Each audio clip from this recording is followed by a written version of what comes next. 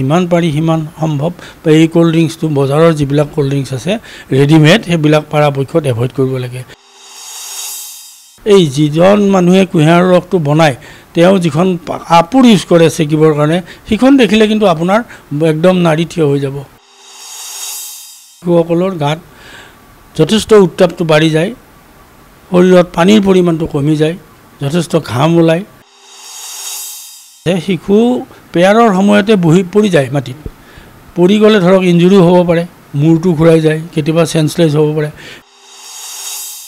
ৰাজ্যত দিনক দিনে বৃদ্ধি পাইছে গৰম আৰু এই গৰমক লৈ পেলাই বিভিন্ন ধৰণৰ ৰোগে দেখা দিছে, চৰ্মৰোগে হওক অথবা শিশুসকলৰ বিভিন্ন ধৰণৰ পেটৰ অসুখে দেখা দিছে। আৰু বিশেষকৈ স্কুলীয়া ছাত্ৰ ছাত্ৰীসকলৰ, বিশেষকৈ আমি শিশুসকলৰ যদি কথা ক'ব যাওঁ তেতিয়াহ'লে বিভিন্ন শিশুসকলক অভিভাৱকসকলে কেনেদৰে কি খুৱাব কি নোখুৱাব এনেধৰণৰ এক বেমেজালিত পৰা দেখা যায়। গতিকে সেই চিন্তা আমি দূৰ কৰিবৰ বাবে আজি আমি আহি উপস্থিত হৈছোঁ এগৰাকী শিশু বিশেষজ্ঞ ডক্টৰ কে ডেকাৰ ওচৰত। প্ৰথমে আপোনাক স্বাগতম জনাওঁ। নমস্কাৰ। নমস্কাৰ। মই আপোনাৰ পৰা পোনে পোনে জানিব চেষ্টা কৰিম যে গৰম এতিয়া বৃদ্ধি পাইছে, আপুনি বাৰু কিহৰ বাবে গৰমটো বৃদ্ধি পোৱা বুলি ভাবে? চাওক, এইটো গোটেই বিশ্বতে এতিয়া গোটেই জলবায়ুৰ পেটাৰ্ণটোৱে বদলি গৈছে, গোলকীয় উষ্ণতাৰ বৃদ্ধি হৈ গৈছে, এটা পৰিৱৰ্তন হৈ গৈছে প্ৰথমতে। দ্বিতীয় কথা হ'ল আমাৰ চহৰ অঞ্চলত বিশেষকৈ চাব গছ গছনিৰ পৰিমাণটো একেবাৰে কমি গ'ল। সেইকাৰণে চৰকাৰৰ ফালৰ পৰা এতিয়া কিছুমান পদক্ষেপ লৈছে যে বৃক্ষৰোপণ আঁচনি হওক হওক, এই গছ গছনিৰ ফলত গছ গছনিৰ পৰা আমিতো অক্সিজেনটো পাওঁৱেই, সেইটো এটা ভাইটেল কথা। কিন্তু তাৰোপৰি এতিয়া আজিৰ দিনত গছ গছনি আমাক দিয়া প্ৰধান আশ্ৰয়টো হ'ল আপোনাৰ ছায়াটো। এই ৰ'দৰ পৰা তাপ পাবৰ কাৰণে ছায়াটোৰ পৰা আমি এই উষ্ণতাটোৰ পৰা আমি ৰক্ষা পাওঁ। আপুনি চাব ৰাস্তাৰ ওচৰত যদি ডাঙৰ গছ এজোপা আছে, এতিয়া তাৰ তলত মানুহ 10-15টা মানুহ জমা হৈ আছে। কাৰণটো হ'ল কি, তেওঁলোকে অলপমান পৰিত্ৰাণ পায় তাপটোৰ পৰা। আৰু তৃতীয় কথাটো হ'ল এই বছৰত বৰষুণৰ পৰিমাণটো যথেষ্ট পৰিমাণে কমি গৈছে। যেনেধৰণে বৰষুণ হ'ব লাগিছিল এইটো সময়ত সেই ধৰণে বৰষুণ হোৱা নাই। নোহোৱাৰ কাৰণে তাপমাত্ৰাটো যথেষ্ট বাঢ়ি গৈছে। বাঢ়ি যোৱাৰ ফলত আপুনি কোৱা মতে এই মানুহৰ জীৱনত শিশুসকলৰ ক্ষেত্ৰত বিশেষকৈ কিছুমান সমস্যাই দেখা দিছে। যিহেতু আমি শিশুসকলৰ বিষয়ে আমি কথা পাতিব লৈছোঁ, গতিকে প্ৰথমতে এইখিনি সময়ত দেখা পোৱা যায় যে কি খাব কি নাখাব এনেধৰণৰ এক বেমেজালিত পৰা যায়। গতিকে শিশুসকলক কি খুৱাব পাৰে এই গৰমৰ সময়ছোৱাত পৰিত্ৰাণ পাব? চাওক, শিশুসকলৰ খাদ্যৰ তালিকাবিলাক বেলেগ বেলেগ বয়সত বেলেগ বেলেগ, সেইমতে খাই থাকিব। কিন্তু যদি গৰমত বেছিকৈ এক্সপ'জাৰ হয় তেতিয়াহ'লে হয় কি, শিশুসকলৰ গাত যথেষ্ট উত্তাপটো বাঢ়ি যায়, শৰীৰত পানীৰ পৰিমাণটো কমি যায়, যথেষ্ট ঘাম ওলায়। ঘাম ওলালে লৱণজাতীয় বস্তুটো কমি যায়, শেষত শিশুটিয়ে যায় পিয়াহ বেছিকৈ লাগিব আৰু ডিহাইড্ৰেশ্যন হ'ব। ডিহাইড্ৰেশ্যন হোৱাৰ পিছত যদি সেইটো আমি তাক যদি কাৰেক্ট নকৰোঁ তেতিয়াহ'লে লাহে লাহে গৈ শিশুটো বেয়াৰ ফালে ঢাল খাই যাব। গতিকে এই কাৰণে শিশুসকলক এই সময়ত যথেষ্ট পৰিমাণে পানীৰ পৰিমাণটো বঢ়াই দিব। পানীৰ লগতে নিমখজাতীয় বস্তুটো খুৱাব।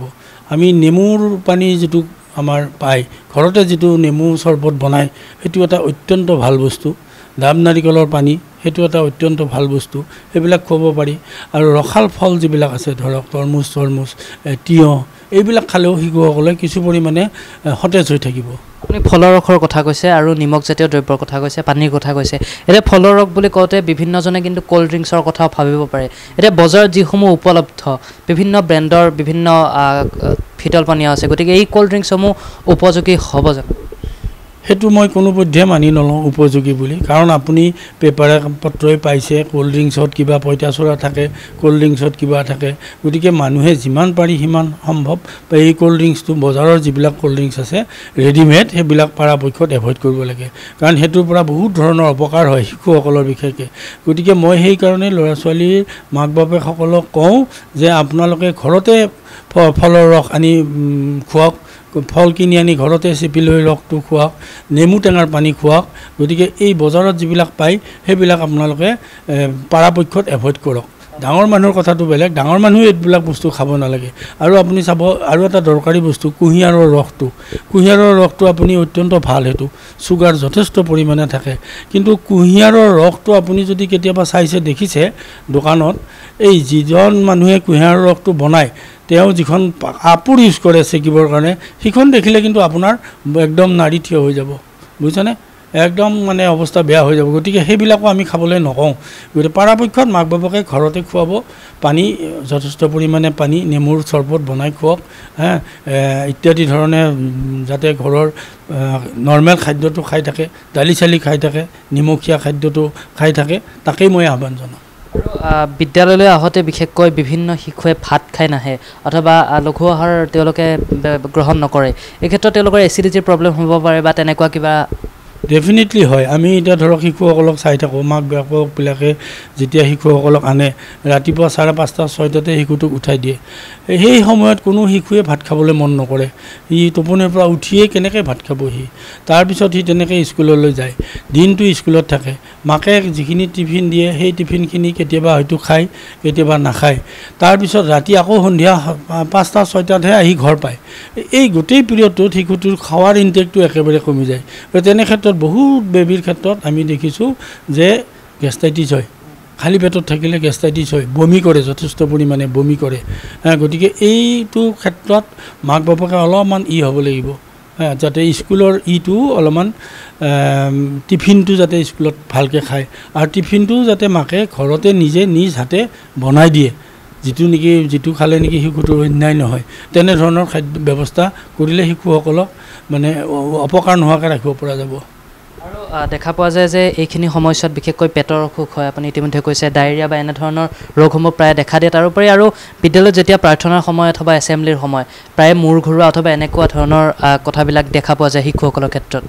এইটো এটা আপুনি সঁচা কথাই কৈছে যে বহুত ল'ৰা ছোৱালী আহে আমাৰ ওচৰত যে ৰাতিপুৱা যিটো স্কুলত পেয়াৰ হয়, সেই পেয়াৰটো অত্যন্ত দৰকাৰী বস্তু। কিবা এটা দিনটোৰ কাৰণে পঢ়িবলৈ গৈছে, ৰাতিপুৱা এইটো পেয়াৰটো কৰা ভাল। আমি MMCত যেতিয়া ডিউটি কৰিছিলোঁ ডক্টৰ ৰাজবংশীৰ লগত, তেতিয়া আমিও পেয়াৰ কৰিছিলোঁ। কিন্তু তাতে এটা কথা আছে, শিশু পেয়াৰৰ সময়তে পৰি যায় মাটিত। পৰি গ'লে ধৰক ইঞ্জুৰিও হ'ব পাৰে, মূৰটো ঘূৰাই যায়, কেতিয়াবা চেঞ্চলেছ হ'ব পাৰে। সেইকাৰণে মই অনুৰোধ কৰোঁ স্কুল কৰ্তৃপক্ষসকলে যদি পাৰে, সম্ভৱ হয় আৰু একো ডাঙৰ কাম নহয়, এই পেয়াৰটো ৰাতিপুৱা যিটো কৰে পাৰিলে ৰুমৰ ভিতৰত কৰক বা অলপ ছায়া তায়া লৈ কৰক, তেতিয়াহ'লে কিন্তু শিশুসকল এনেকুৱা ৰোগত নহ'ব। বিশেষকৈ যিহেতু খেলা ধূলাও অত্যন্ত জৰুৰী এটা, গতিকে খেলাৰ ক্ষেত্ৰত অথবা স্কুল কলেজলৈ যেতিয়া ছাত্ৰ ছাত্ৰীসকলে যায় ছানবাৰ্ণো দেখা দিয়া যায়, এই ক্ষেত্ৰত কেনেধৰণে পৰিত্ৰাণ পাব? খেলা ধূলাৰ কথাটো আপুনি কৈছে যেতিয়া, খেলা ধূলাটো শাৰীৰিক গঠনৰ কাৰণে অত্যন্ত দৰকাৰী বস্তু। এটা এজত প্ৰত্যেক ল'ৰা ছোৱালীয়ে খেলা ধূলাটো কৰিবই লাগে। গতিকে খেলা ধূলা কৰোঁতে যাতে সেই ল'ৰাটোৱে বা ছোৱালীটোৱে উপযুক্ত নিউট্ৰিশ্যনটো পায় সেইটো চাব লাগিব, খানাটোও যাতে ভালকৈ খায়। আৰু যিটো ছানবাৰ্ণৰ কথা ক'লে, ছানবাৰ্ণটো হয়ে বহুতৰ দাগ পৰি যায়, সেইটোৰ পৰা ৰক্ষা পাবৰ কাৰণে এক্সপ'জাৰটো কমাই দিব পাৰিলেই হ'ল। আৰু কিছুমান আছে আপোনাৰ স্কিনবিলাক ড্ৰাই হৈ গ'লে তাত লগালে কিছুমান মইশ্চাৰাইজিং এজেণ্ট পায়, সেই মইশ্চাৰাইজিং মলম জাতীয় বস্তুবিলাক লগালেও স্কিনবিলাক নৰম হৈ থাকে বা শুকনা হৈ নাযায়। আমি ইতিমধ্যে বিভিন্ন স্বাস্থ্যৰ ক্ষেত্ৰত কথা পাতিলোঁ, শেষত আপুনি কি ক'ব বিচাৰিব? মই শেষত কওঁ যে ৰাইজক এটাই অনুৰোধ কৰোঁ, শিশুসকলক যাতে প্ৰত্যেক পিতৃ মাতৃয়ে যথেষ্ট পৰিমাণে যত্ন লয়। এইকেইদিনত পানীৰ পৰিমাণটো বঢ়াকৈ খাব দিব, চৰবত জাতীয় বস্তু খাব দিয়ক ঘৰতে বনোৱা। তাৰপিছত ডাঙৰ মানুহসকলক মই এনেকৈ কওঁ, সমাজৰ প্ৰত্যেকজন ব্যক্তিকে, যে আপোনালোকে গছ নাকাটিব, পৰাপক্ষত গছ নাকাটিব, কাৰণ গছেই আমাক অক্সিজেন দিয়ে, গছেই এতিয়া আমাক ছায়া দি আছে। আৰু গছ ৰুৱক, যথেষ্ট পৰিমাণে গছৰ পুলি ৰুৱক, যাতে আমাৰ এই বিশেষকৈ গুৱাহাটীখন আমাৰ গছেৰে ভৰি পৰে, সেউজীয়া হৈ যায় আৰু আমাৰ মানুহে তাৰ ছায়াত ৰৈ মানে গৰমৰ পৰা পৰিত্ৰাণ পায়। লগতে মোৰ এটা বস্তু আকৌ সুধিব আছে, শেহতীয়াকৈ কোভিচিল্ডৰ কথাটো আপুনি গমেই পালে, কোভিচিল্ড গ্ৰহণকাৰীসকলৰ বিভিন্ন পাৰ্শ্বক্ৰিয়া হ'ব পাৰে, এনেধৰণৰ এক ৰিপৰ্ট আহিছিলে। আজিৰ দিনটোত হিন্দু বিশ্ববিদ্যালয়ৰ এক ৰিপৰ্টত কোভাক্সিন যিটো ভেকচিন আছিলে, এই ভেকচিনটোৰ পাৰ্শ্বক্ৰিয়া থকা বা বিভিন্ন ধৰণৰ ৰোগ হ'ব পাৰে বুলি এক ৰিপৰ্ট আহিছে, এই ক্ষেত্ৰত কিবা ক'ব? এই ক্ষেত্ৰত বিশেষকৈ এইটো ধৰক বহুত এনালাইচিছ হৈ আছে। আমিতো চবেই লৈছিলোঁ, কোভিচিল্ড আমি লৈছিলোঁ, আজি আকৌ টিভি নিউজত কোভেক্সিনৰ ওপৰতো কিবা কিবি আছে গতিকে এইটো কোনো হেৰিৰ ওপৰত এতিয়ালৈ প্ৰতিষ্ঠিত হোৱা নাই আৰু মই ভাবোঁ যে এই বস্তুটো লৈ বেছি বিতৰ্ক কৰি লাভ নাই কাৰণ অলৰেডি চব মানুহে লৈছে অলৰেডি আৰু কোভিডৰ পৰা পৰিত্ৰাণ পাইছে ক'ৰবাত দুই এজন মানুহৰ কিবা ঘটনা যদিও ঘটিছে সি অত্যন্ত নগণ্য আৰু সেইটো লৈ কোনো সমস্যাৰ সৃষ্টি হ'ব বুলি মই নাভাবোঁ গতিকে এয়া আছিলে খুব সুন্দৰকৈ তেওঁ বুজাই দিলে যে শিশুসকলে বা আপুনিও কেনেধৰণে নিজৰ যত্ন ল'ব পাৰে আৰু গৰমৰ পৰা পৰিত্ৰাণ পাবলৈ ক্ষেত্ৰত আপুনি কেনেধৰণৰ কি কি খাদ্য সম্বল ব্যৱহাৰ কৰিব পাৰে বা কেনেধৰণে আপুনি সুস্থ হৈ থাকিব পাৰে এই সকলোখিনিয়ে জনাই দিলে খুব সুন্দৰভাৱে